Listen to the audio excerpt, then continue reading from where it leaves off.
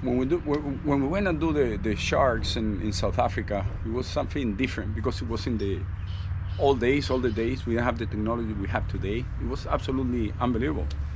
That's what you asked, right? Like, I have to fly all the way to South Africa, find a boat to take us out to Gansbaai. In Gansbaai, you have a little rock that is called the Sea Lion Rock or Sea Lion Channel that is between the land and a little rock. It was absolutely unbelievable when we get there because the weather is bad, the water is super choppy, and this time on live, this is 1996.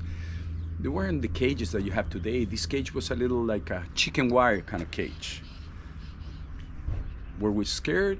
Yeah, you know what I mean? I'm younger, you know, I was in my 20s, you know, and they have this boat and they put this cage that is just wire everywhere and little tiny bars, and they're gonna put it in very cold water, no visibility. It's a small boat. We're a group of 5 or 6 people. Yeah, I would say it was like kind of like awakening, to say the least, but it was fun. You know, you're young, you think you're invincible. South Africa at that time had a little bit of the apartheid heavy, you know, problems here, problems there, but we made a very good group of people. It was called the North Shore Shark Adventures, or the South African Shark Adventures. I can't remember exactly the name of the company. Remember, this is just 30 years ago, but it was absolutely amazing.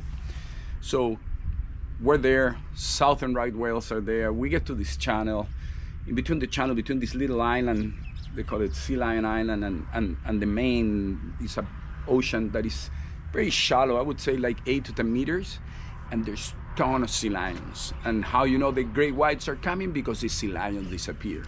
Now in these days we're not shooting digital, obviously. We're shooting with the Nikonos.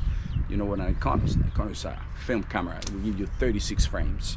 So also you would focus by distance, not autofocus like today. A little more tricky, but if you, those days, that was the way we shoot pictures, right? Not like today that you can press a button and you put a filter on it.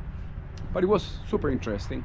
Still cost us like, I think $150, that it would be like $500 today. But the anxiety, the adventure, the happiness was absolutely incredible. The guy's super cool. We get to the place, we stop the boat, we see the sea lions disappear, and it's a group of 6 people. I'm the only one with a camera, so everyone, lucky for me, they agree together that I'm the guy who's gonna jump in the water first, because I'm the only one with a camera. I'm the only one that I'm a professional photographer. At this time, I'd said 25-ish.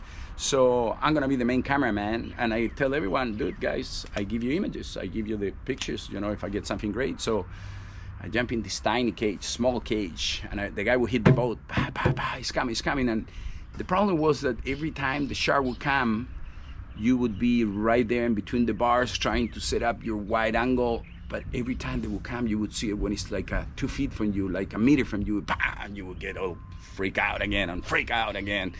I managed to get a few shots. I wouldn't say this is a beginner of my career, so I wouldn't say the best shots in the world, but the adventure was absolutely phenomenal. People were great. Today you can go to Guadalupe and jump in a 5-star hotel boat and have some sips of wine and jump in the water and do hundreds of thousands of these images. This was the days of I would call it more adventure, seeking of like adrenaline. It was unbelievable. I spent like 9 months in South Africa doing a lot of other dives. It's absolutely beautiful country, an exceptional place.